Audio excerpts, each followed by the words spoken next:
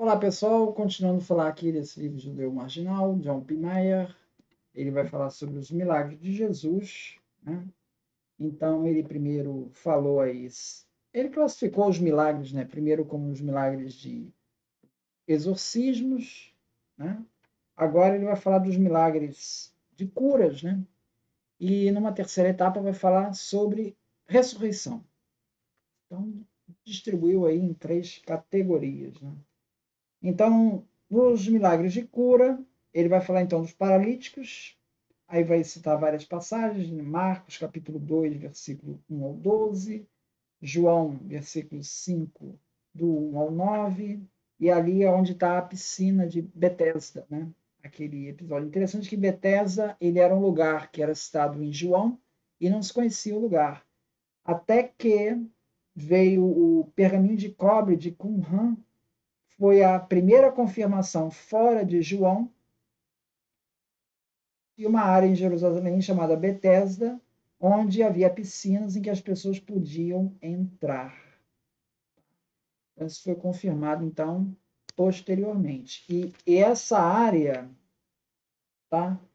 Ela havia duas grandes piscinas que caíram em desuso durante o reinado de Herodes o Grande, mas continuaram a encher-se com as águas das chuvas de inverno e podem ter sido usados para lavar os animais trazidos para o sacrifício no templo. Então, isso é da época de Jesus. Então, aquela área podia estar sendo em uso para lavar os animais, as ovelhas, para ser sacrificadas no templo.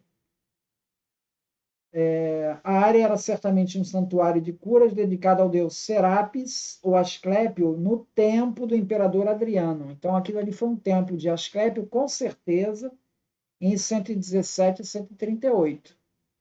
Porque depois que teve 70, aquela área foi governada, assim, muito ocupada por romanos, né? Por gente não judia. Então, logo aquilo ali virou um templo, parte de um templo, né? Usado por um templo para o Asclépio, que transformou Jerusalém em cidade pagã, a Hélia Capitolina, que é o templo do Adriano. O Adriano transformou depois da segunda revolta, da Bar Kokhba, né? A região talvez fosse um santuário de curas ao templo de Jesus, porém isto não é certo. Ou seja, ao que indica, as pessoas usavam aquela área com o intuito de cura, meio que paganizando um ritual judaico, mas não era ainda propriamente um templo de Asclépio. Aí fala dessa cura, né? Tem também Marcos, capítulo 3, versículo 1, 2. Ainda sobre João, ele diz assim, uma coisa curiosa. João é um evangelho que vai falar de muito de Jesus em Jerusalém, tanto que Jesus vai 3 vezes em Jerusalém no evangelho de João. O sinótico só aparece uma vez, que é a última, quando ele vai morrer. Então ele diz assim, no evangelho de João, Jesus subia a Jerusalém regularmente para as grandes festas de peregrinação. Seria surpresa que um taumaturgo conhecido de Nazaré não tivesse realizado milagres em Jerusalém. O surpreendente, isso sim, é que, dada a grande ênfase do Evangelho de João sobre o ministério de Jerusalém, ele só incluiu 2 milagres em Jerusalém. Entende? Então, apesar de seu imenso foco sobre o ministério em Jerusalém, João não se deu ao trabalho de preencher esse ministério com grande número de histórias de milagres. Ele não fez isso. Então, veja, se fosse uma invenção montada, ele logo colocaria ali vários milagres ali em Jerusalém. E ele só colocou 2 em Jerusalém. Um desses foi aí no tanque de Betesda, na piscina de Betesda. Bom, então ele vai falar também milagres em Marcos 3, versículo 1 ao 6. Jesus é questionado ali por fazer cura ao sábado.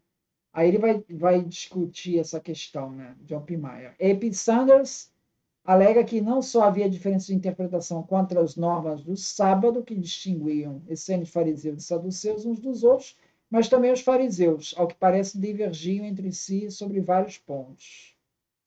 Por exemplo, é bem possível que os debates entre a casa de Shammai e a casa de Hillel sobre a observância do sábado e dos dias festivos, conforme preservados na Mishnah, sejam do período anterior a 70. Assim, se um fariseu devoto que guardava cuidadosamente o sábado de conformidade com normas rígidas, não era garantia automática de estar de acordo com todos os outros fariseus no tocante a todas essas normas. Eram muitas normas. Tá?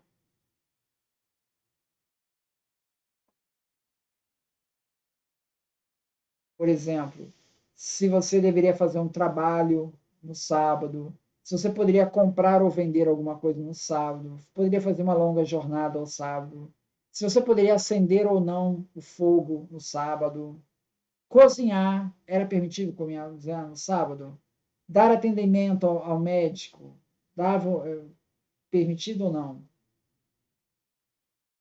Era permitido fazer atividades militares? Todas essas questões, havia um conjunto de regras, mais de centenas de regras, né, sobre isso. Que a maioria das pessoas da Galiléia eram pessoas pobres, elas não estavam sujeitas a essa regra daí, mas era mais a pessoa mais rigorosa, né?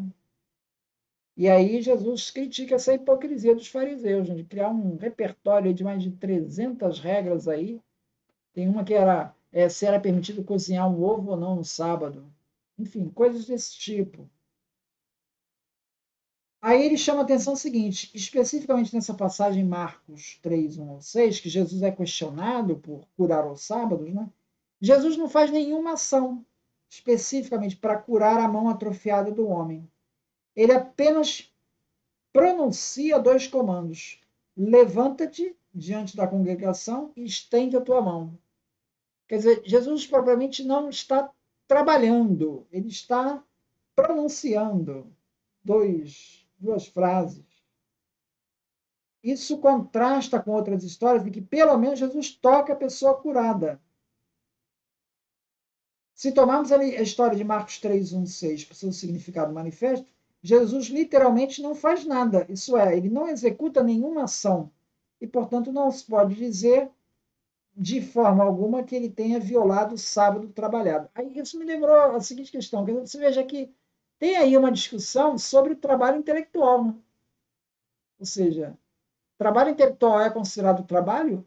É considerado violação da lei do sábado ou não?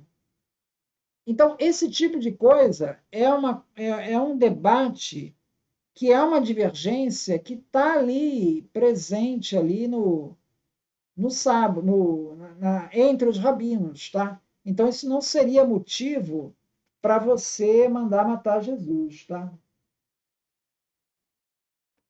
Em outra passagem, Lucas 14, 1, 6, Jesus pergunta aos seus adversários: se vosso filho ou boi caísse num poço, qual de vós não retiraria imediatamente o mesmo no dia de sábado? Então, situações de emergência seriam permitidas mesmo no sábado. Então, ele usa esse contraponto aí para defender as curas no sábado, tá? Essa questão do poço, até outros rabinos concordavam que você poderia tirar o animal num poço.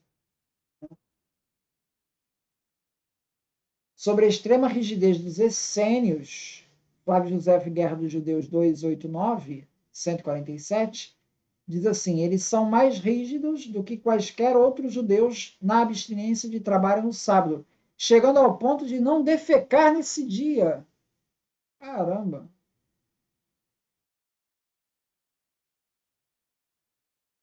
O documento de Damasco também estabelece extensas e severas proibições para o sábado, entre os quais não falar sobre um trabalho a ser feito no dia seguinte, ou não resgatar um animal recém-nascido que tenha caído em um poço, viu? Então, esse é o tipo de discussão que estava se fazendo ali. Ou seja, Jesus, quando está violando o sábado, todo mundo, está violando o sábado. Na verdade, isso era um debate, saber até que ponto que seria violação ou não. A Mishnah, regida no final do século II, registra uma posição mais tolerante do que o documento de Damasco, pelo menos em relação a ajudar um animal a parir. Ou seja, não é permitido fazer o parto de um filhote de gado em dia festivo, mas é permitido ajudar a mãe. Então, é o tipo de questão que está sendo debatido ali entre os grupos ali. É, então, essa questão de que Jesus violava o sábado. Na verdade, ele está dentro de um debate ali que está se estabelecendo ali. Isso não seria motivo para mandar matar Jesus. Então.